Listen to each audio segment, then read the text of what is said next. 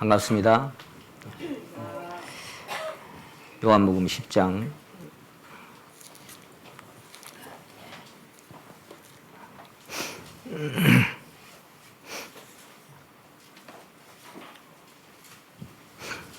요한복음 10장 10절 말씀만 제가 읽겠습니다.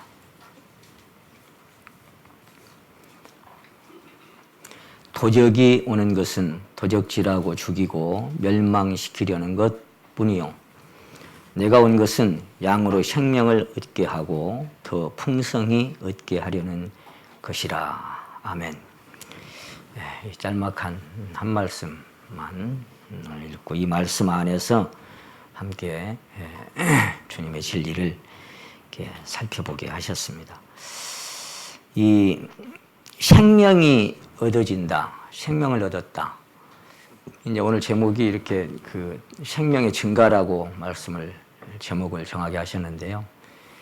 생명이 얻어졌으면 그 다음에는 생명이 증가되고 성장되는 것이 당연합니다. 생명이 얻어지지 않았다면 그게 증가되고 성장될 수도 없겠지만 생명이 얻어졌다면 분명히 그것은 증가되고 성장되기 마련입니다. 그 카나다의 오스왈드 스미스는 이런 얘기를 써놨어요. 중생은 순간적인 경험입니다. 이 땅에 태어난 모든 사람은 그가 세상에 출생한 날이 있습니다. 그날이 그의 생일날이 됩니다. 세상에 생일날이 이틀인 사람은 없습니다. 그랬습니다. 생일날이 이틀인 사람이 있어요? 딱 하루밖에 없죠. 그래서 제가 가끔 말씀드립니다만 우리나라에서는 이 날을 귀 빠진 날이라고 그렇게 얘기를 하기도 한답니다. 산모가 해산의 고통이 시작돼 아기가 출생하는 그 순간이 임박해 오는데 가만히 보니까 밤 12시가 다 돼가는 거예요.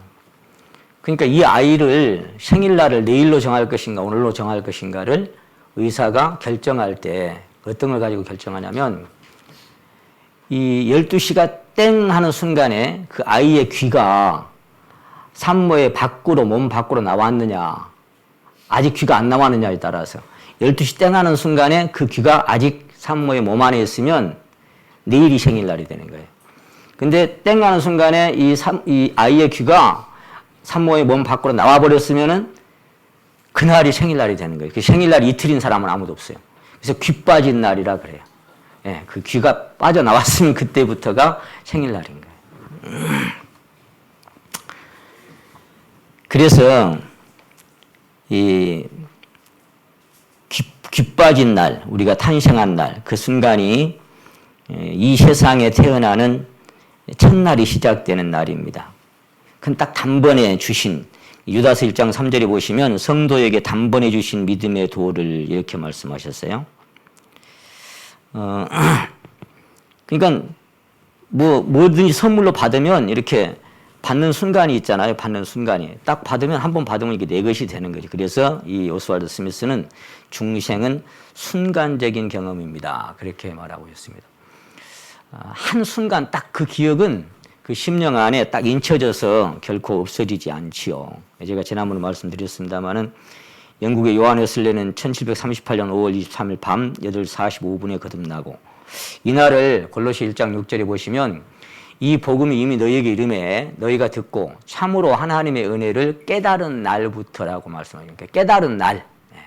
그날부터 또한 온 천하에서 열매를 맺어 자라는도다. 그러니까 그 깨닫고 탄생한 날이 있어야 그 다음에 이제 성장하는 날이 있죠. 그 깨달은 날이 없다면 성장도 있을 수가 없죠. 여러분 그날이 분명히 있었습니까? 미국의 D.L. 무디는 1855년 4월 21일 날 거듭난 간증을 하고 있습니다. 영국의 존 뉴턴은 1748년 3월 21일 날 거듭났습니다. 미국의 찰스 피니는 1821년 10월 10일 오전 11시에 거듭나고 영국의 찰스 스펄전은 1850년 1월 6일 오전에 거듭났다고 간증하고 있습니다. 중국의 워치만 이 형제님은 1920년 4월 20일 밤 그가 17살 되던 해에 거듭났습니다. 여기 서 있는 저는 1980년 4월 28일 오후 2시에 목포에서 거듭났습니다. 그날을 잊을 수가 없습니다. 근데 지난번 우리 전도 집회 마치고 복음 푸는 날이 4월 28일 날이었어요. 그러니까 제가 주님을 만난 지 44년 되던 날이 지난번 복음을 푸는 그날이었습니다. 참 묘하게 그날이 복음 푸는 날하고 겹쳤던 것 같습니다. 그런가 하면 이 프랑스 파스칼은 1654년 11월 23일 월요일 밤 10시 반부터 자정에 이르기까지 그 시간에 주님을 만나고 거듭났습니다. 덴마크의 제렌 키르케고르는 1838년 5월 19일 토요일 오전 10시 30분에 거듭났습니다. 제가 집회 때 가끔 읽어드립니다마는 이 사람은 자기가 거듭난 다음에 이렇게 썼어요. 나는 내 마음에 일어나는 무한한 기쁨을 말로 다 표현할 수 없다. 주 안에서 항상 기뻐하라. 내가 다시 말하노니 기뻐하라. 했던 사도 바울의 환호성이 나도 모르게 내 입에서 튀어나왔다. 이것은 내 영혼 깊은 곳에서 솟아나는 완벽한 기쁨이었다. 나는 내 기쁨에 대해 기뻐하고 내 기쁨과 더불어 기쁨을 통하여 기쁨에서 기쁨 안에서 기쁨으로 말미암아 기쁨에 기쁨을 기뻐한다. 나는 참 기쁨을 이제야 참으로 얻고 기뻐한다. 여기서 기쁨이라는 말이 몇 번 나왔는지 혹시 기억나세요? 기쁨이라는 말이 16번 나왔어요.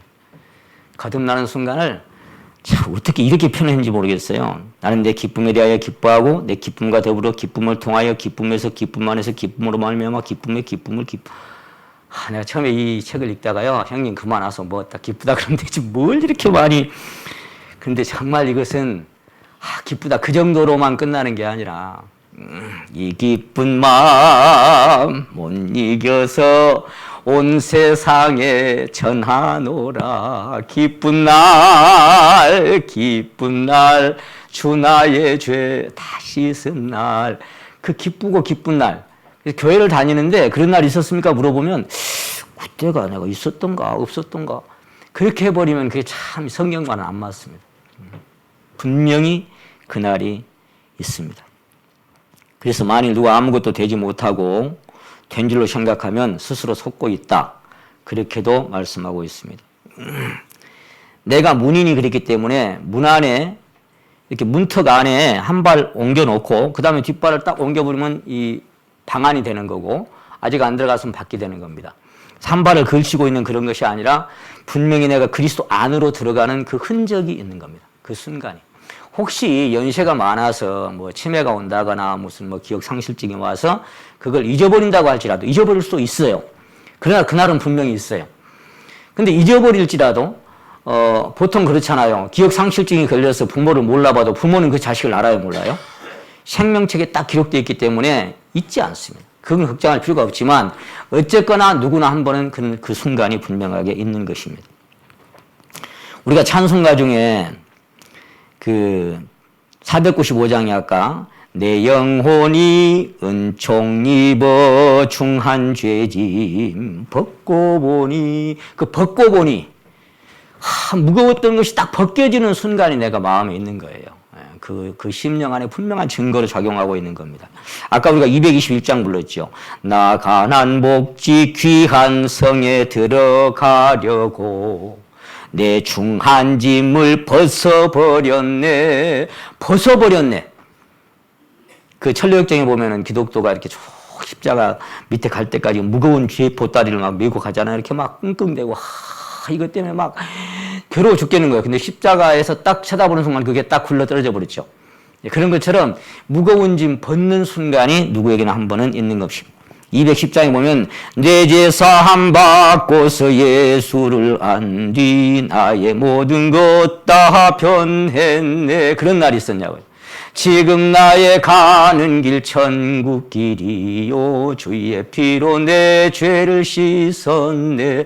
그런 순간이 분명히 있어야 돼요.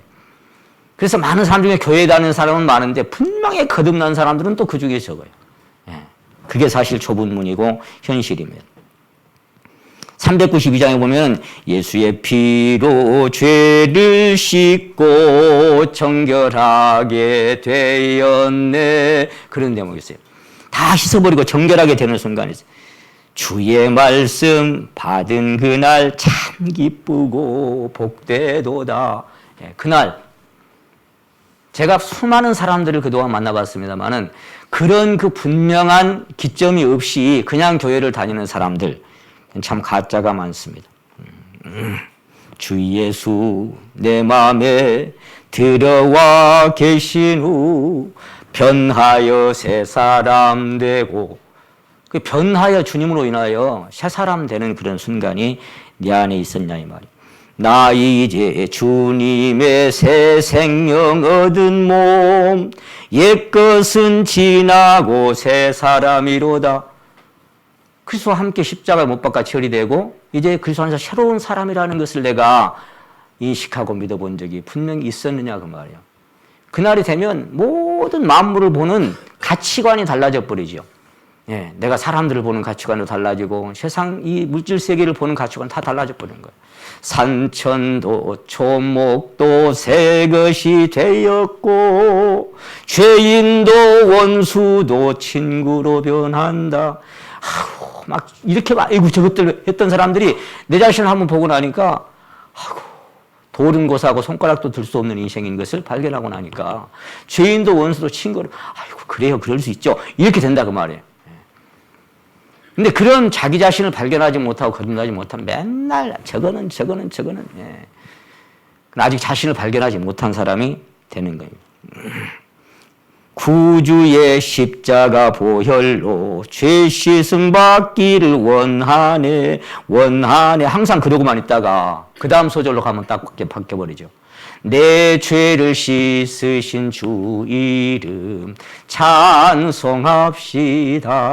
그런 순간이 내게 한번 지나가느냐 그 말이에요. 그래야 진정으로 거듭난 사람이라고 말할 수 있다 그 말이에요. 그렇게 이제 생명을 얻었으면, 생명을 얻었다는 것은 뭐냐면은 하나님의 생명에서 떠나 있도다 했던 사람이 이제 그 죽은 영 안에 마지막 영은 살려주는 영이 되었나니, 그 성령님을 말씀하시죠. 그 성령님께서 내 안에 와서 죽은 내 영 안에 딱 결합될 때, 지난번에 제가 나은 자와 병자 말씀을 드렸죠. 그렇게 딱 연합될 때 새로운 생명으로 딱 죽은 것이 살아나 버리는 겁니다. 그래서 다윗이 시편 23편에서 얘기했던 것처럼 내 영혼을 소생시키시고 He restores my soul. 원래대로, 원래 자리로, 죽기 전의 자리로 나를 회복시켜 주시는 restores my soul. 내 영혼이 살아났던 그런 순간이 한 번 분명히 있는 것입니다. 주님 지금 여기 말씀하시기를 내가 온 것은 양으로 생명을 얻게 하고, 자, 그건 이제 첫 번째 목적이죠. 그리고는 그 생명이 더 풍성하게 하려고 내가 왔다. 그렇게 이제 주님 말씀을 하시는 겁니다. 그러니까 자신의 그 이 세상 오신 목적을 두 단계로 딱 나눠 말씀하셨는데, 첫 단계는 생명을 얻는 것이고 두 번째는 그 생명을 더 풍성히 얻는 거예요. 한 번만 얻고 끝나는 게 아니라 더 풍성히 얻어가는 것이 신앙생활입니다. 먼저 생명을 얻는 것은 구원받고 주사함 받는 단계입니다. 성령으로 거듭나서 하나님의 자녀로 탄생하는 것입니다. 영접하는 자고 그 이름을 믿는 자들에게는 하나님의 자녀가 되는 권세를 주셨으니, 혈통으로나 육정으로 사람 그것으로 나는 것이 아니라 하나님의 뜻 안에서 하나님의 자녀로 태어나는 순간, 그것이 하나님의 자녀가 되는 순간입니다. 그러니까 성경에 그 말씀이 기록된 목적도 두 단계로 말씀을 하고 있습니다. 자, 생명을 얻는 거하고 그 생명이 자라서, 여기 잡으시고 디모데후서 3장 한번 보세요. 디모데후서 3장. 이 성경 말씀이 뭐 한 번 태어나고 딱 다 끝나버리면 뭐하러 이렇게 많은 말씀이 필요하겠어요. 근데 이 많은 말씀이 있는 것은 디모데후서 3장 15절부터 보십니다. 또 네가 어려서부터 성경을 알았나니 성경은 능히 너로 하여금 그리스도 예수 안에 있는 믿음으로 말미암아 구원에 이르는 지혜가 있게 하느니라. 이게 첫 번째 단계지요. 15절이 구원받는 거예요. 먼저가. 16절 그 다음에 모든 성경은 하나님의 감동으로 된 것으로 교훈과 책망과 바르게 함과 의로 교육하게 유익하니 이는 하나님의 사람으로 온전케 하며 모든 선한 일을 행하기에 온전케 하려 함이라. 첫 번째 단계는 구원을 받는 것이고, 이 말씀을 통해서 의와 책망과 내 자신이 비춰지고 이 성경 말씀으로 말미암아 교훈을 받아서 이 말씀은 검도 되고 양식도 되고 빛도 되잖아요. 그래서 내 자신이 계속 하나님 앞에 성장해가는 과정이 필요한 것입니다. 그래서 마침내는 뭐예요? 온전한 사람으로. 그리고 또 뭐예요? 이제 야고보서 1장에 기록된 말씀처럼 너희가 여러 가지 시험을 만나거든 온전히 기쁘게 얘기해. 왜냐하면 그 여러 가지 시험을 통해서 너희가 인내를 배운다. 근데 그 인내를 통해서 너희가 조금 더 부족함이 없는 사람으로 온전하게 하려고. 그러니까 한 번, 두 번, 세 번의 과정이 자꾸 우리에게 필요한 겁니다. 그런 과정을 통해서 이 사람은 결국은 하나님이 원하시는 사람으로 자라가는 것이다. 그런 이야기예요. 첫 단계는 생명의 탄생이고 그 다음 단계는 성장하는 것. 생명의 탄생은 한 번만 있는 것이고 신앙의 성장은 일생 동안 가는 겁니다. 그러니까 죄 사함 받고 거듭나서 생명 얻고 달라지는 것은 딱 한 번만 하는 거예요. 그래서 죄 사함 받는 회개 이렇게 얘기했어요. 생명 얻는 회개라고 사도행전 11장 18절에 말씀하시죠. 생명 얻는 회개. 그 회개는 일생에 딱 한 번만 하는 거예요. 한 번만. 그 다음에 막 또 회개하라 그게 아닌 거예요. 생명 얻는 회개는 한 번만 탄생하기 때문에 한 번 딱 하는 겁니다. 교회 안에 일꾼이 세워진 목적도 두 단계로 나눠지고 있습니다. 첫 단계는 뭐예요? 생명의 씨앗을 심는 것이죠. 다음 단계는 물을 주는 겁니다. 그래서 고린도서 3장 6절에는 나는 심었고 아볼로는 물을 주었으되 오직 하나님은 자라나게 하셨나니 심는 이나 물 주는 이는 아무것도 아니다. 근데 오직 자라나게 하시는 하나님밖에 없다. 그러니까 첫 번째 단계는 뭐예요? 생명의 씨앗을, 그리스도의 생명의 씨앗을 심는 거, 복음 전에서 구원받게 하는 거. 그 다음에 뭐예요? 이제 물을 주고 양식을 줘서 채소도 있고 밥도 있고 단단한 식물도 있잖아요. 그런 것들과 먹고 이제 성장하게 하는 거. 두 단계로 그렇게 나눠서 말씀을 하셨던 것입니다. 주님께서 사도 베드로를 처음 부르실 때는 내가 너로 사람을 낚는 어부가 되게 하리라 이렇게 하셨는데 부활하신 이후에는 내 양을 먹이라, 내 양을 치라. 네가 나를 사랑하느냐고 묻고 그 확인되니까 내 양을 먹이라고 내 양을 치라고 말씀하셨던 거예요. 처음에는 뭐예요? 사람을 낚는 복음을 전하고 그 다음에는 뭐예요? 이제 그 양들을 양식을 먹여서 키워가는 그런 과정을 사도 베드로에게 말씀하시고 사실 모든 제자도 마찬가지지만 다메섹 도상에서 사도 바울을 처음 부르실 때는 이 사람을 통해서 내 이름을 이방과 임금들과 이스라엘 자손에게 전하기 위하여 택한 나의 그릇이다 이렇게 말씀하셨는데 사도 바울은 그래서 주님의 손에 이끌려서 1, 2, 3, 4차 전도 여행을 통해서 많은 복음을 선포하고 전했습니다. 그리고 다음 단계는 뭐예요? 복음을 깨닫고 거듭난 성도들이 그리스도의 장성한 분량이 충만한 데까지 이르게 하기 위해서 계속 서신서를 썼죠. 우리에게 남겨주신 14권이나 그렇게 서신서를 써서 심어진 그 씨앗이 자랄 수 있도록 그렇게 권고했던 두 단계로 말씀하고 있습니다. 거듭난 한 사람 한 사람을 골로새서 1장에 보면은 온전한 자로 세우기 위해 주님의 능력을 따라서 힘을 다해 수고한다고 했는데 그래서 한 사람 한 사람이 정말 그리스도의 생명이 연합되고 성장하고 있는지를 점검해서 개인으로 1대1로 교제하기를 그는 참 원했던 겁니다. 그것을 위해서 수고를 아끼지 않았고 한 사람 한 사람의 믿음이 어디까지 와 있는지를 점검하기 위해서 그는 애썼던 것입니다. 이걸 구약으로 생각한다면 첫 단계는 6월절 어린 양의 피로 구원받고 홍해를 건너서 침례받았다면 자 그래서 구원받은 사람은 반드시 침례를 받아야 되죠. 그 다음의 단계는 광야를 지나 젖과 꿀이 흐르는 약속의 땅 가나안으로 들어가는 것이 그 다음 단계입니다. 내가 거기서 너희를 나오게 한 것은 그 아름다운 땅에 들어가게 하려고 이렇게 말씀했기 때문에 나온 것만 목적이 아니라 나왔으면 또 들어가야 하는 것이 그래서 문턱을 넘어서라는 제목으로 제가 말씀드린 적도 있습니다만은 나왔으면 그 다음에 가나안의 문턱을 요단을 건너서 반드시 들어가야 하는 그런 단계가 성경은 말씀하고 있습니다. 생명을 얻는 첫 단계는 영적 눈과 귀가 열린 것이고 그 다음 생명이 더 풍성히 얻어지는 단계는 눈과 귀가 밝아지는 거예요. 그래서 에베소 1장에 보시면 구원받은 성도들이 하신 말씀 중에 너희 마음 눈을 밝히사 하나님의 그 큰 능력이 어떤 것인지를 그러니까 처음에 떠졌지만 점점 더 환하게 밝아져서 그 눈이 영적 눈이 영적 이 신경 영적 교감이 막 커지는 겁니다. 그러므로 아직 생명을 얻지 못한 자들은 더 늦기 전에 반드시 생명을 얻어야 할 것이고 이미 생명을 얻은 성도들은 반드시 그 생명이 더 풍성해져야만 하는 겁니다. 제가 전도 집회 때 가끔 말씀드립니다만은 구원받자마자 그러니까 이제 세상으로 생각한다면 태어나자마자 막 벌떡 일어서 가지고 아버지 어머니 저를 낳으셔서 감사합니다. 그런 아이가 있을까요? 그런 아이가 없어요. 처음에는 똥오줌 못 가리고 그냥 자라가는 거예요. 그냥 어미 손에서. 근데 이제 스스로 먹고 스스로 이렇게 관리하는 그런 단계가 되면서 자라가는 것처럼 거듭난 성도도 처음에는 똥오줌 못 가리고 그냥 맨날 근데 만약 시간이 지날수록 맨날 그런 모습으로만 살아간다면 진짜 부모에게 근심이 되겠죠.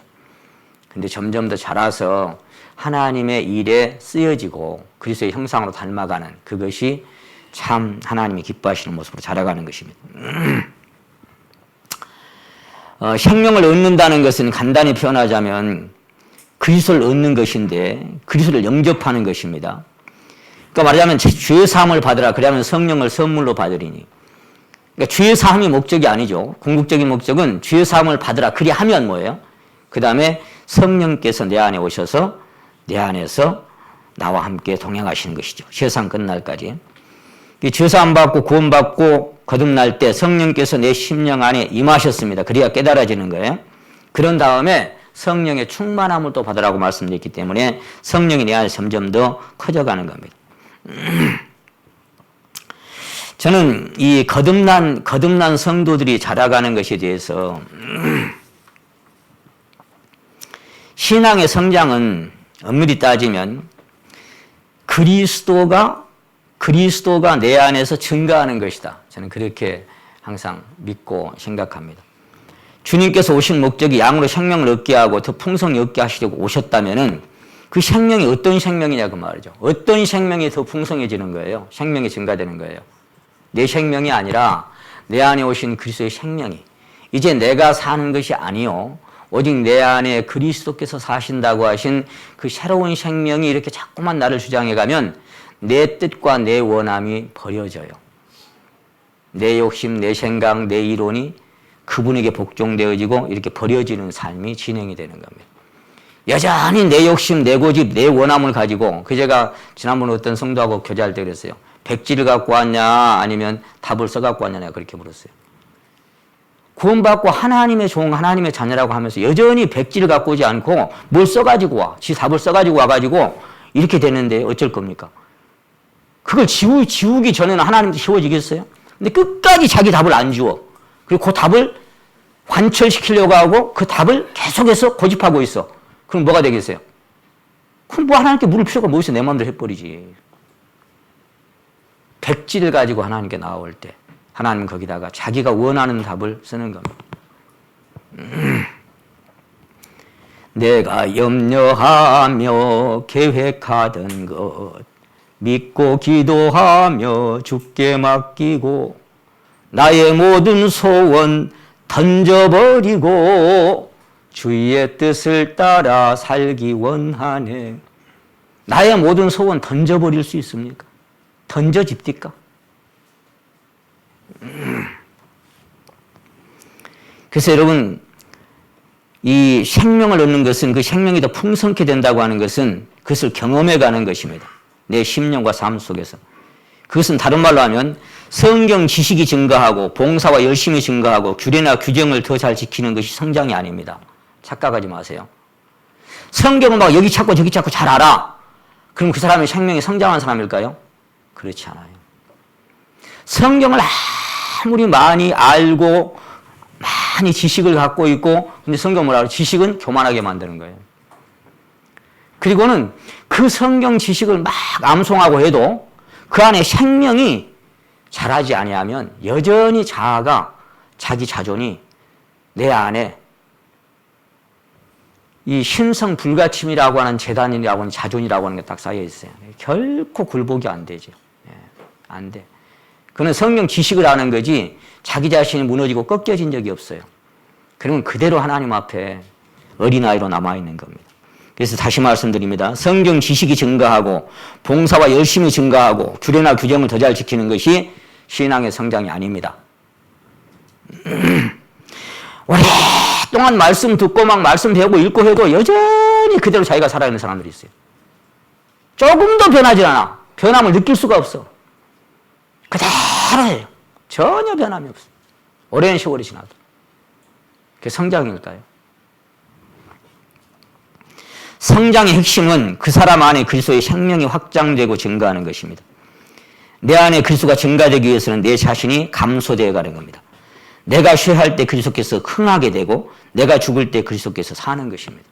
그 단계가 진행이 안 되면 여전히 그 사람이 살아있는 거예요.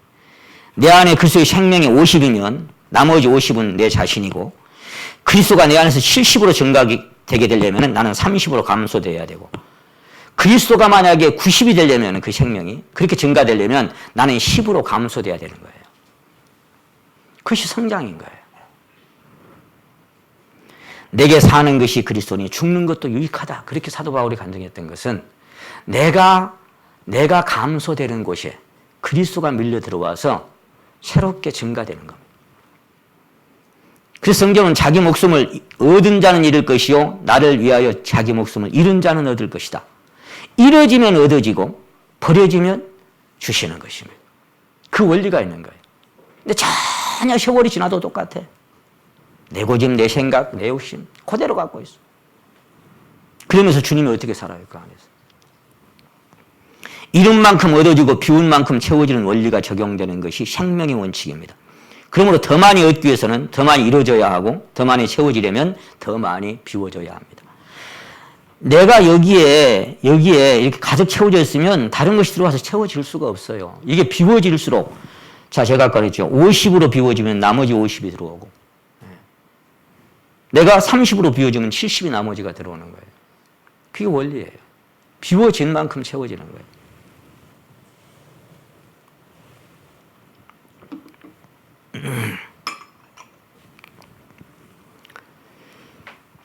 그래서 누가복음 17장에는 무릇 자기 목숨을 보존코자 하는 자는 잃을 것이고 잃은 자는 살리리라 이렇게 말씀하셨어요. 죽음 없는 부활은 있을 수 없습니다. 더 많은 죽음을 통과할수록 부활 생명이 더 풍성하게 얻어집니다. 누가 자기 생명을 포기하려고 하겠습니까? 어쨌거나 살아야 되고 어쨌거나 더 살고 싶어서 발버둥인 인생들이 어떻게 나를 포기해요? 나라고 하는 건 사실 심령 안에 내 자존이에요. 그 자존이 내 전체예요, 사실은. 그게 안 버려져요. 내 스스로 버릴 수가 없다고요. 누가 자기 목숨을 잃어버리기를 원하겠습니까? 자기 목숨이 손실되고 버려지기를 원하는 자는 적어도 두 가지 이상은 볼 수 있는 자라야 할 수 있습니다. 자기를 포기하고 싶고 하나님께 넘겨드리고 싶은 마음이 있는 사람은 두 가지를 발견한 사람이다. 저는 그렇게 봅니다. 첫째로 자기 생명이 하나님 앞에 전혀 무가치하다는 사실을 본 것입니다. 내 생명이 무가치하다는 것을, 무익하다는 것을. 그 사람은 제가 사형선고라는 주제로 말씀드린 적이 있죠. 왜 나를 십자가에 함께 처리해야만 했는지, 왜 조금씩 부품을 고쳐서 자동차를 쓰지 않고 폐차장에 가야만 했는지를 그때 말씀드렸습니다. 성경에는 반문둥병자가 있습니다. 온전한 문둥병자, 머리끝에서 발끝까지 완전히 문둥병자인 사람, 그 사람 내위에서 하나님께서 청하다 할 것이요 그랬어요. 제가 수양회 때도 바닥을 쳤는가라는 주제로 말씀을 드릴 때 여러분은 온전한 문둥병자입니까? 반만 문둥병자입니까? 그렇게 여쭌 적이 있습니다. 여러분 자신이 어느 정도는 쓸모가 있고 어느 정도는 쓸모가 없습니까? 그래도 한 50%는 쓸만합니까? 50% 빼놓고는? 아니면 한 70%는 쓸만합니까? 30% 빼놓고? 어떻습니까? 반문둥병자들입니다. 조금이라도 자기 신뢰가 남아있다면 반문둥병자예요. 여전히 더러워. 온전한 문둥병자는 머리끝에서 발끝까지 신뢰할 것이 없는 사람. 아무것도 자랑할 것이 없는 사람. 그래서 더 이상 자기 자신이 아무것도. 사도 바울은 자랑할 것이라고 유익하게 유일하게 자랑할 것이 있다면 나는 나의 연약함을 자랑하리라. 그것밖에 자랑할 게 없었어요. 그런 위대한 선진이 뭐 자랑할 게 없어서 하필이면 연약한 것밖에 자랑이 없어. 그 단계로 온 사람은 자기가 얼마나 가치 없는 존재이라고 하는, 내 생명이라고 하는 것이 얼마나 가치 없는 존재인가를 깨달은 사람이 그렇게 얘기할 수 있어요. 첫 번째로. 자, 두 번째는 그리스도의 생명의 가치를 발견한 자입니다. 내가 비워질 때 그분의 생명이 내 안에 증가하는 것이 얼마나 가치 있는 것인지를 깨달은 사람. 그런 사람이 사도 바울처럼 내게 사는 것이 그리스도니 죽는 것도 유익하다고 간증할 수가 있는 겁니다. 그게 생명이 증가하는 겁니다. 이 두 가지를 확실히 본 자는 자기 생명을 잃어지고 손실되는 것이 기꺼이 감사함으로 내가 하나님 앞에, 이것도 내 힘으로 할 수가 없지만 하나님 그렇게 만들어 가셔요, 성도들. 옛 본성이 십자가에 처리될 때 새로운 본성이 그 자리를 대신 채우게 됩니다.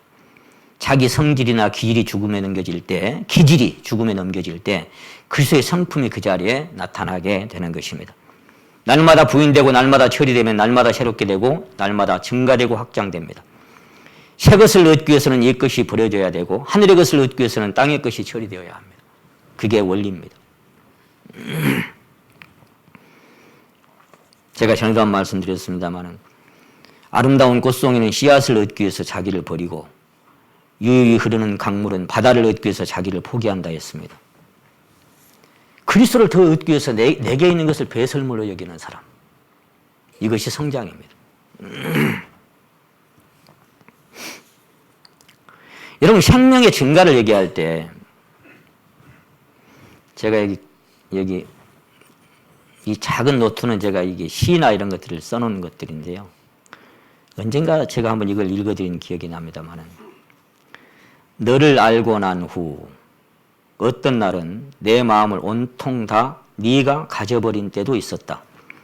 내 생각보다 네 생각이 더 많아 내가 너인 때도 있었다.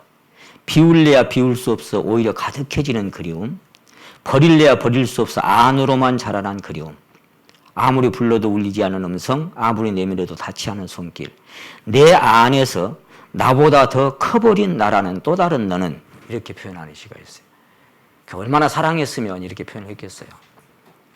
너를 알고 난 후에 어떤 날은 내 생각보다 내 생각이 더 많은 때도 있었다. 그래서 내가 너인지 네가 나인지 모르겠다 그 말이야. 그런데 네가 내 안에서 너무 커버렸다. 전에 제가 한번 동충하초 이야기를 한번 한 적이 있습니다. 기억나시죠? 동충하초, 겨울 동자, 벌레 충자를 써서 이제 여름 하자, 풀초자를 씁니다. 그러면 동충하초라, 동충하초.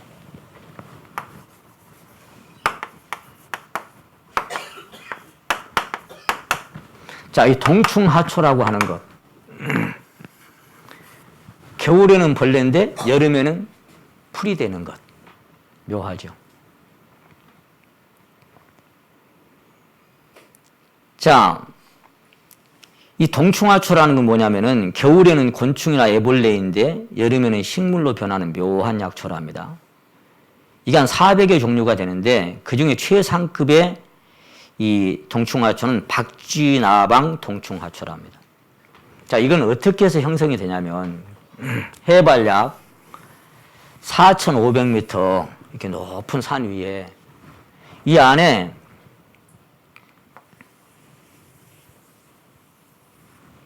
이렇게 애벌레가 살아요. 애벌레가 이렇게 누에처럼 생겼어요. 보니까 누에. 근데 박쥐나방이라고 하는 나방에 이 산 위에서 사는데 이게 이제 그 씨앗 포자가 있다 합니다. 이 포자가 하나의 생명이에요. 근데 이 생명은 밖에서 살 수가 없어요. 죽어버려. 근데 이것이 이 생명의 포자가 이렇게 땅에 이렇게 떨어지면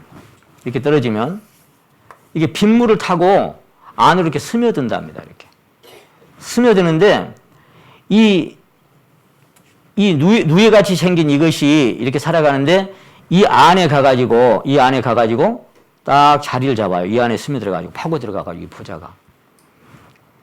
이 포자가 딱 자리를 잡기 시작하면은 여기서 증식을 시작합니다. 점점 커져가는 거, 이렇게 암덩이가 커져가는 것처럼 이렇게 증식을 해가 이렇게 자꾸만 커져가는 거, 이렇게 커져가면 이 누에는 이제 어떻게 되겠어요? 예? 살겠어요? 못 살겠어요? 예? 이 누에는 죽음을 맞이합니다. 죽어요. 왜 죽어요? 안에 이 포자가 점점 이 누에를 이렇게 죽게 만드는 거예요. 이렇게 점점 커지니까. 자, 이게 더 70이 되면은 이 남아있는 것은 30이 되겠죠. 이게 90이 되면 이 남은 생명이 10밖에 안 되겠죠. 그 나머지는 가득 차요, 이제. 가득 차면 여기서 봄이 되면 여기에 식물로 변해가지고 이렇게 땅 위로 이렇게 막대기처럼 이렇게 나와요. 이렇게. 그러면 그 여러분 TV에서 보신 적 있을 거예요. 그 히말라야 주변에 사는 사람들이 이걸 캐려고 무릎을 꿇고 막 이렇게 엎드려야 보이니까.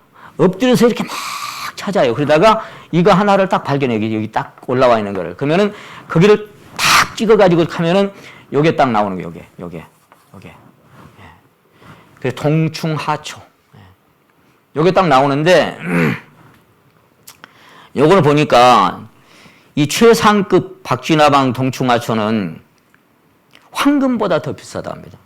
그래서 1kg당 1억을 주고도 못 사요. kg당 1억을 주고도 못 구해. 가장 돈 많은 사람들이 이거 건강에 아주 우리나라 말하자면 어떻게 산삼 같은 그런 효과가 있나 봐요. 그래서 아주 특이한 효과를 발휘한대. 막 서로 찾으려고 하는데 없어서 못 사. kg에 1억이 넘는데도. 자, 여러분. 이 몸속에 들어가서 이 포자가 이 몸속에 들어가서 이게 점점 자기 생명을 이렇게 확장시키고 증가시켜서 이게 죽잖아요. 그런데 이 누에처럼 생긴 이 벌레가 이 새로운 박쥐나방 포자가 들어오기 전에는 가치가 있었을까요? 없었을까요? 그냥 버러지 한 마리예요. 아무런 가치가 없어요. 이거 뭐 할 거, 이거? 누에같이 생긴 땅속에 사는 벌레 한 마리인데. 아무런 가치가 없어요. 우리도 마찬가지예요.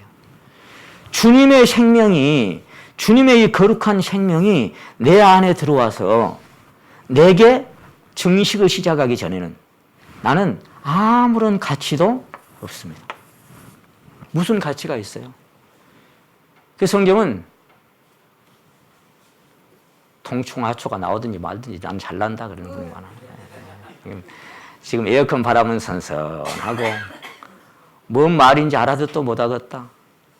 뭐가 와서 어디 사러 살기는 나도 뭔 말인지 모르겠어. 그러고 계셔요. 여러분, 그래서 성경은 존귀에 처하나 깨닫지 못하는 사람은 멸망하는 짐승 같다. 참 존귀해. 왜 존귀해요? 청와대가 왜 존귀하고 백악관이 왜 존귀해요? 그 집이? 아니요. 그 안에 대통령이 살기 때문에 그 대통령이 존귀한 거예요. 내가 왜 가치가 있어요? 한 줌의 흙으로 와서 먼지로 가린 인생들은 뭐 얼마나 가치가 있어요? 잘났으면 얼마나 잘났고. 그런데 그 생명이 내 안에 와서 새로운 증식을 해서 그 생명이 나를 차지해가는 그 생명의 증식이 이루어지지 않으면 이건 여전히 아무런 가치도 없는 거예요. 그래서 자기 생명을, 저는 이 말씀을 이것을 쭉 보다가 이제 내가 사는 것이 아니오 내 안에 그리스도께서 사신다고 하는 것이 어떤 것인지 분명하게 여기서 보게 됐어요. 그는 흥하여야 하겠고 나는 쉬어야 하겠나이다. 이런 말씀이 다 여기에 해당되는 거예요. 또 사도 바울이 나는 살든지 죽든지 내 몸에서 오직 그리스도만이 존귀케 되기를 원한다. 왜? 그것만 가치가 있으니까. 그분이 내 안에 살기 위해서는 내가 모든 것들을 배설물로 여기겠다. 한 알의 밀알이 땅에 떨어져서 죽지 아니하면 한 알 그대로 있고, 자, 이 새 생명을 통해서 이 사람이 죽어가면 많은 열매를 맺어요. 가치가 그만큼 상승되는 거예요. 여러분이 가치 있는 것이 아니라 여러분 안에 있는 그리스도가 가치가 있는 거예요. 그래서 여러분, 아까 제가 읽어드린 이 시 중에, 정우경 씨 시 중에 이런 대목이 있었죠.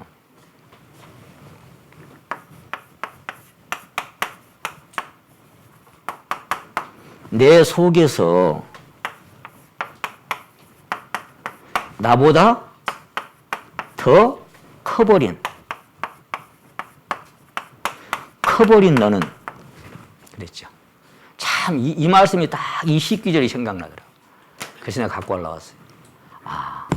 내 속에서 이 가치 없는 이 벌레 속에서 나보다 더 커버린 또 다른 너는 누굽니까? 이게 누굽니까? 근데 이런 사람들이 이것이 어떤 이론이 아니라 지식이 아니라 실제로 사실로 경험되고 이것이 실제가 된 사람들이 크리스찬들 중에 많겠어요? 많겠어요?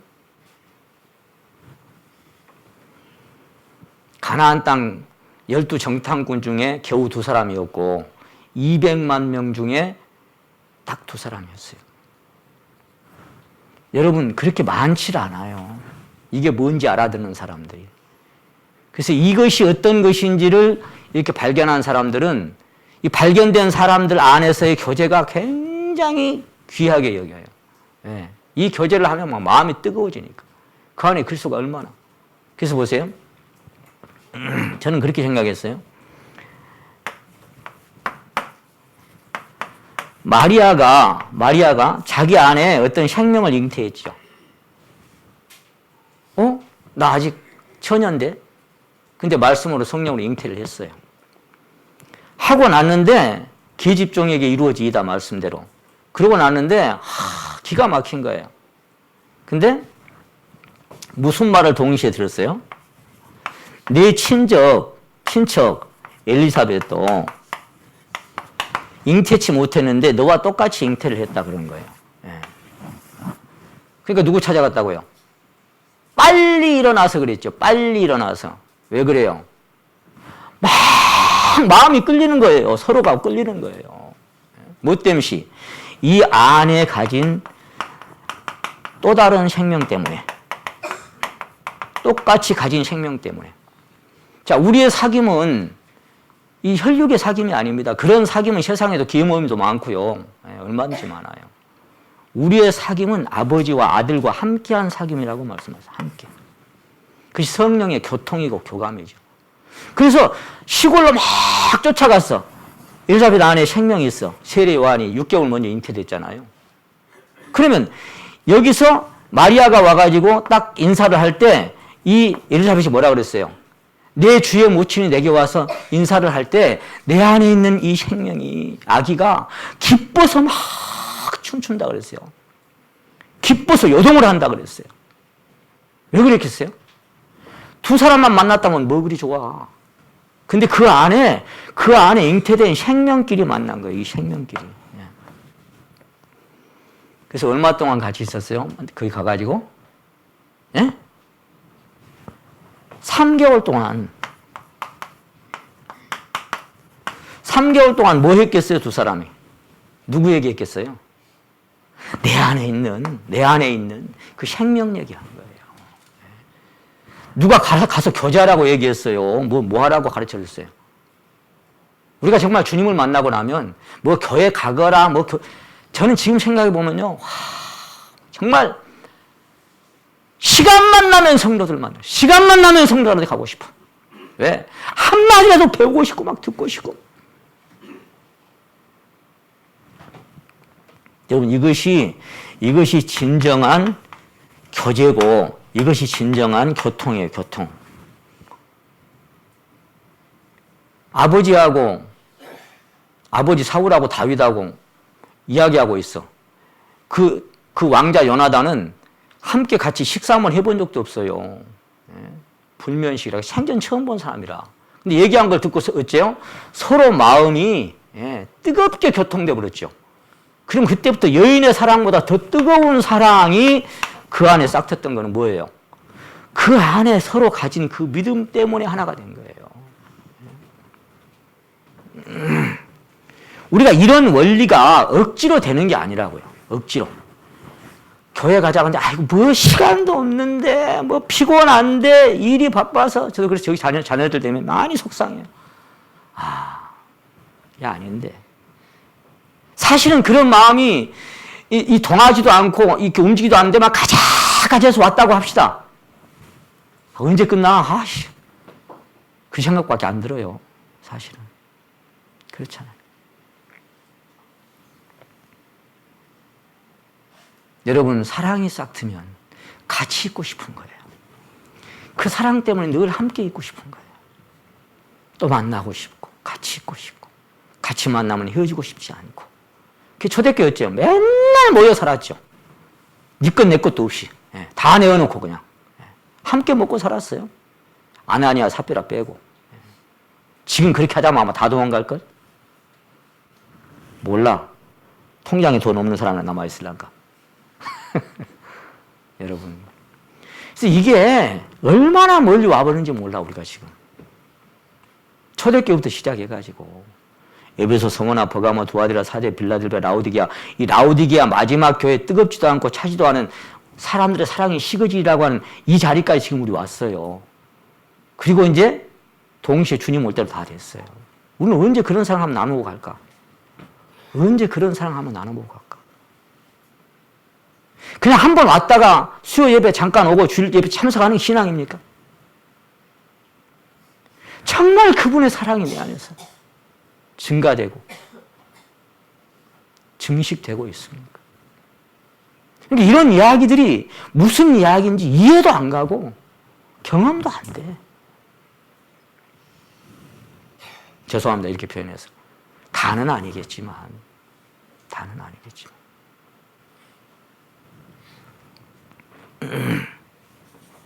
그래서 내 속에서 나보다 더 커버린 나라는 또 다른 너는 그분이 나의 주님이십니다. 그 생명이 성장되는 얘기가 뭐예요? 생명이 성장된다고 하는 것은 주님의 사랑이 증가하는 거예요. 그 사랑이 증가한다는 것은 에베소 4장에 있는 말씀처럼 그 사랑의 넓이와 길이와 높이와 깊이가 자꾸 커지는 겁니다. 이 안에서. 이 새로운 생명이 내 안에 들어와서 이 사랑의 생명이 자꾸만 커지는 거예요. 내 안에서.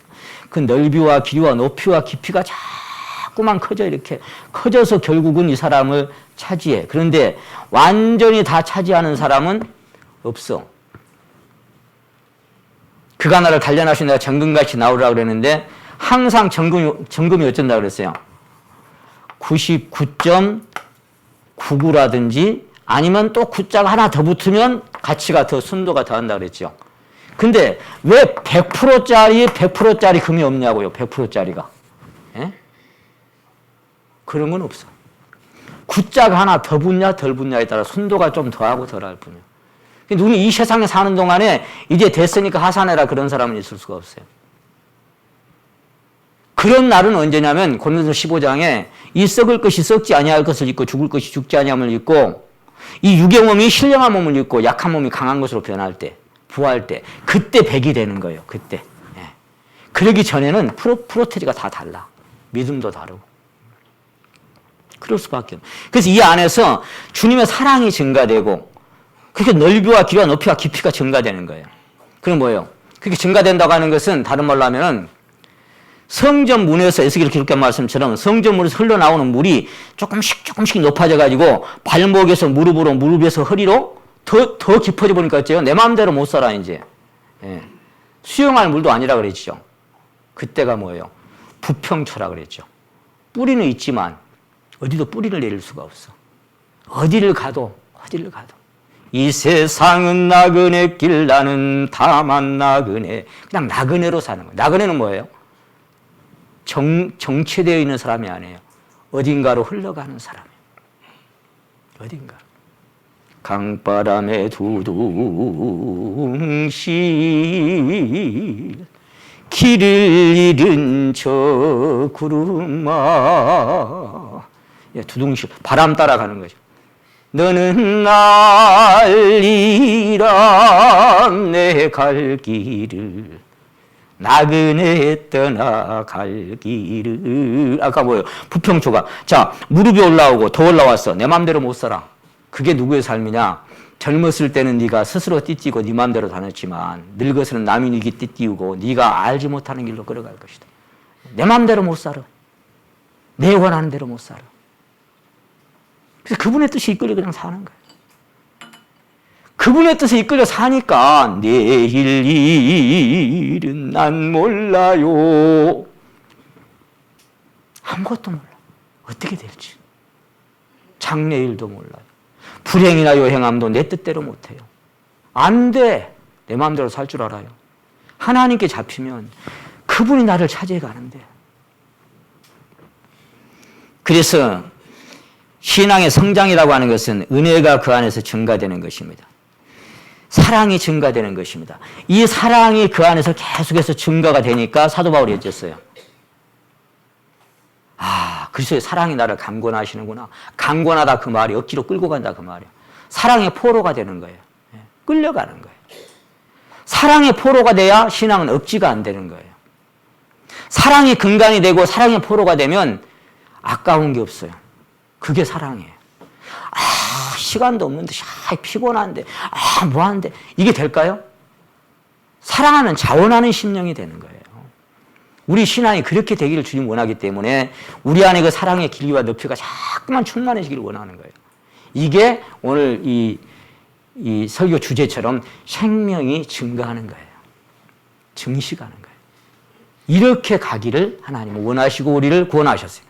생명을 얻게 하고 그 다음에 더 풍성케 하려고 내가 왔다. 내가 온 목적은 그거다. 그 말이에요. 그러면 이제 감사가 증가되고 믿음이 증가되고 찬양이 증가되는 것입니다. 기쁨이 증가되고 평강이 증가되고 그리스도의 이 생명이 충만해지면 하늘의 것이 증가되니까 어째요? 땅의 것이 자꾸만 감소되겠죠. 내 안에 빛이 증가되면 어둠이 자꾸만 거쳐가는 겁니다. 그럴 수밖에 없겠죠. 내 안에 그리스도의 생명이 증가될수록 내 생명이 감소되어 가는 것. 내 삶의 십자가가 증가될 때 아픔과 고통도 그만큼 증가되겠지만 반면에 자기 의지나 자기 신뢰는 감소됩니다. 여러분 그런 거 경험하지 않습니까? 내 삶의 십자가가 와. 왜 그래요? 나를 더 많이 차지하게 하기 위해서 내 삶의 십자가가 와. 누군가 했던 얘기처럼 십자가는 응답이 없는 것입니다 그랬죠. 그냥 잠잠해지는 거예요. 내 몫의 태인 십자가 늘 지고 가. 무겁지만 때로 버거워 쓰러지기도 하지만 근데 내게 내 몫에 태워주는데 어쩔 거예요? 지고 가는 거예요. 그 지고 가다 쓰러지고 넘어져 본 사람은 결코 자만할 수 없어요. 자경할 수 없어요. 내가 뿌리를 붙드는 게 아니라 뿌리가 나를 붙들고 있구나. 나는 부평초처럼 그냥 아무데도 뿌리 내릴 수 없어서 그냥 밀려가는 겁니다. 주님의 기운에.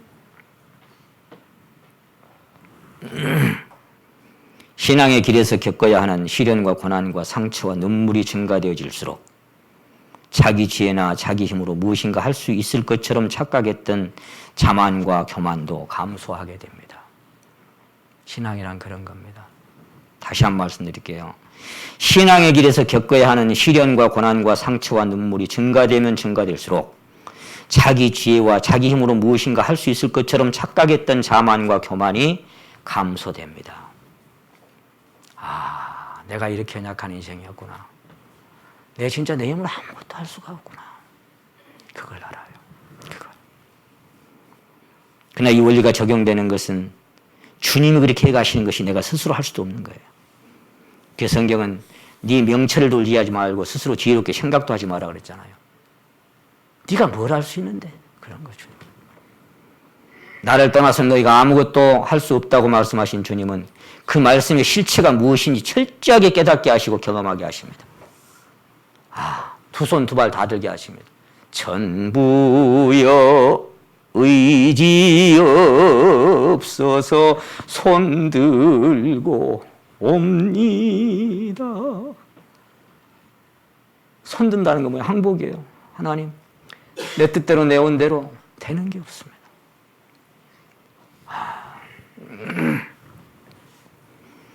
어제 저 대전에 사는 어떤 성도님이 이렇게 노랫말을 보내왔어요. 노랫말을. 보내왔는데 그 노랫말을 내가 핸드폰에 좀 읽어줬으면 좋겠는데 안 갖고 왔네. 난 그런 노래가 있는지도 몰랐지만 내 아픔이 이제 끝난 줄 알았는데 아직도 멀었나 봐. 그런 가사들로 시작이 돼요. 근데 이제 마지막에 가서 뭐라고 한 것이 딱 그 노랫말 속에 내 마음에 와서 딱 박히냐면은 바보 같은 나는 내가 될 수 없다는 사실을 내가 눈을 뜬 후에야 알게 되었다고. 그런 대목이 나오더라고요. 참 노랫말을 기가 막히죠. 나는 복음성가 줄 알았어 처음에. 바보 같은 나는 내가 될 수 없다는 것을 눈을 뜬 후에야 알게 되었다고. 그런 대목이 나올 때 아멘이다. 여러분, 나는 내가 될 수가 없어요. 나는 내가 될 수가 없어. 어느 날 내가 실패해보고 실망해보고 쓰러져보고 많은 고통과 시련 속에서 수없이 부딪히다가 깨달은 것은 뭐냐. 나는 내 뜻대로 내 온대로 사는 인생이 아니구나. 그렇게 살 수가 없는 인생이구나.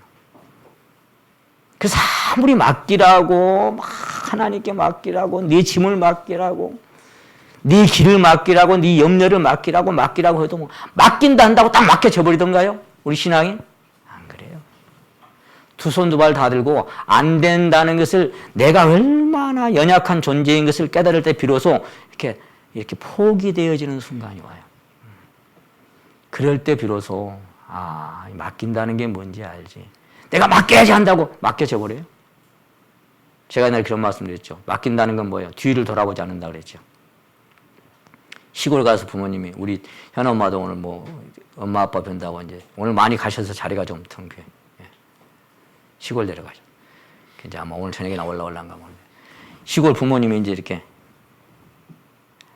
야야 갈 때 차비나 해라 하고 주잖아. 그래서 그 차비를 엄마한테 다시 엄마도 보고 어려운데 그냥 안 한다고 이렇게 드리잖아요. 그러면 가져가 아닐까 그런단 말이에요. 그러면 그때 그것을 엄마한테 진짜 드릴 마음에서 어찌해야 된다 그랬어요.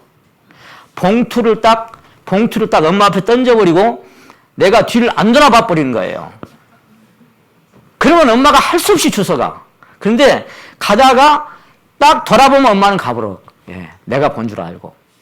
그러니까 봉투를 딱 던졌으면 그냥 뒤를 돌아보지 말고 와버려야 돼. 그러면 부모님이 가져가는 거예요. 맡긴다는 건 그런 거예요. 하나님 앞에 맡긴다 해놓고 또 돌아봐. 왜요? 자꾸 왜야? 그럼 하나님 뭐라 그랬어요? 그럼 네가 해라. 그렇게 잘났으면. 그렇게 네가 잘하냐? 네가 해. 맡기긴 개뿔? 이런 표현을 해서 죄송합니다. 내가 이런 표현 안 쓰려고 그러는데 자꾸. 맡겨요? 뭘 맡겨요? 내 생각, 내 이론, 내 모든 거 다 세워놓고 그래놓고 맡기긴 뭘 맡겨. 그래서 여러분,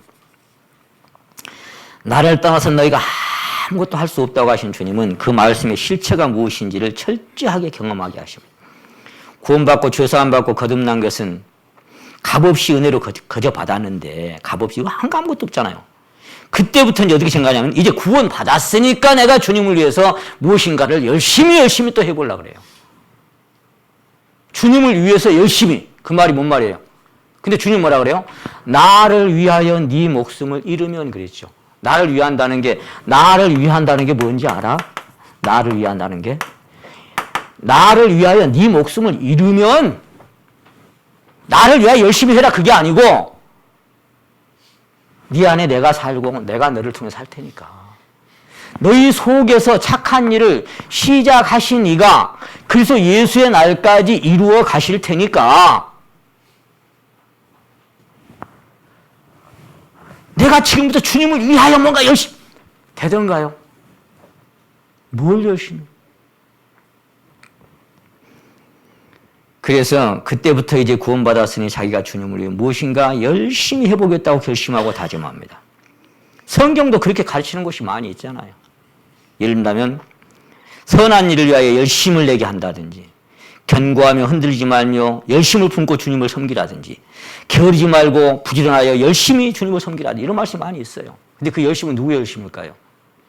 사도 바울 말씀하신 것처럼 내가 하나님의 열심으로 너희를 위하여 열심히 내 이게 무슨 차이가 있는지 아세요? 내가 하나님의 열심으로 너희를 위하여 열심히 내는. 이게 무슨 차이가 있는지 경험하십니까? 옛날에는 열심히, 근데 누가 안 알아주면 무너져 버려. 사랑으로 시작하면 무너지지가 않아요. 자, 주님은 말씀하시기를 살아계신 아버지께서 나를 보내시면 내가 아버지로 인하여 사는 것 같이 나를 먹는 그 사람도 나로 인하여 살리라. 나로 말미암아 살리라 그랬어요. 여러분, 유대민족들이 악을 행한 게 두 가지가 있었다고 그랬죠. 하나는 뭐예요? 생수의 근원되는 나를 버린 거 하고, 그 다음에 스스로 웅덩이를 판 것인데 물을 저축치 못한 터진 웅덩이다. 속에서 솟아나는 것으로 거기에 이렇게 포인트를 맞추는 게 아니라 계속 파. 왜? 속에서 솟아나는 게 경험이 안 되니까. 계속 파서 몇 모금 얻었는데 뭐예요? 물을 저축치 못한 웅덩이나 빠져버려. 그러니까 뭐예요? 또 파. 이것이 종교 생활인 거예요. 종교 생활. 생수의 근원에서 마시고 사느냐, 아니면 열심히 파가지고 몇 모금 먹고 또 파고. 그래서 여러분, 결심하고 각오하고 다짐하면 반드시 실패하고 무너지고 붕괴됩니다. 그런 경험 안 합니까? 내가 지금부터 진짜 성 안 낼 거야. 한번 해본 적이 있어요, 누가? 나는 지금부터 진짜 성질 안 낼 거야. 나는 지금부터 절대로 거짓말 안 할 거야. 나는 지금부터 절대로 욕심 부리지 않을 거야. 나는 진짜 지금부터 거룩하게 살 거야. 다짐하고 결심하죠.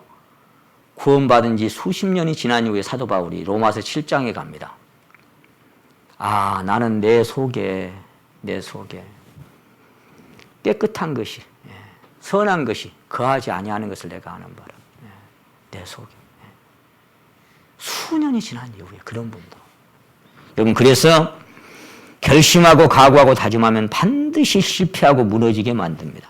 그럼 어째 이제? 지난번에 약했어. 더 크게 결심하고, 더 크게 다짐하고, 더 크게 각오해야지. 근데 강하게 다짐하면 조만간 강하게 무너져 버립니다. 여러분, 강하게 다짐한 게 뭔지 아세요? 사도 베드로가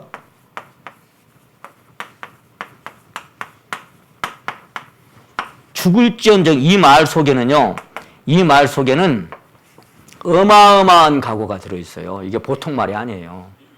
다른 말로 하면 죽는 한이 있어서 그 말이에요. 이게 거짓말일까요? 참말일까요? 맹세하지 말라 그랬죠. 이게 거짓말 같아요? 진실 중에 진실입니다. 우리 교회 안에 진실이가 있는데 진실이 오늘 안 왔구나. 진실로 말한 거예요. 내가 죽을지언정, 그 말은 내가 죽는 한이 있어도 주님 부인하지 않겠습니다. 그 말이에요. 근데 뭐예요? 하루도 못 가. 그냥 바로. 주님 모른다니까.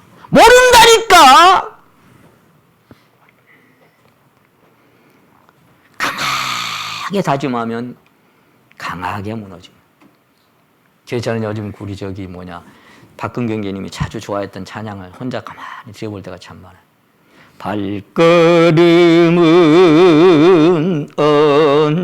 언제나 주를 향해 걸었으나 내 마음과 눈길은 세상을 향하였네.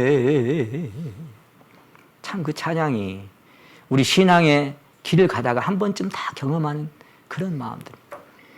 주님 위해 살겠다고 맹세한 나의 고백, 바람결에 날리어 흩어져 버렸네.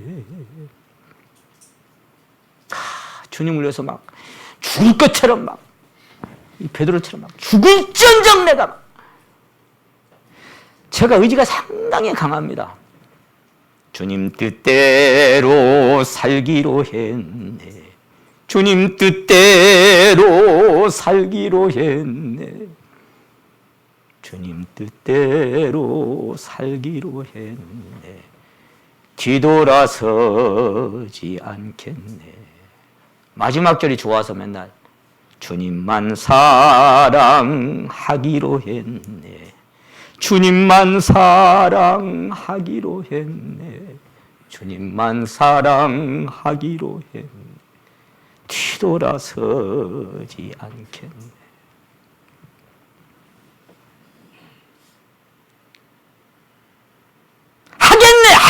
하겠네, 안 하겠네.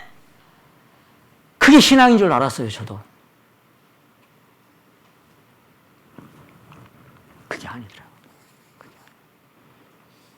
무너집니다.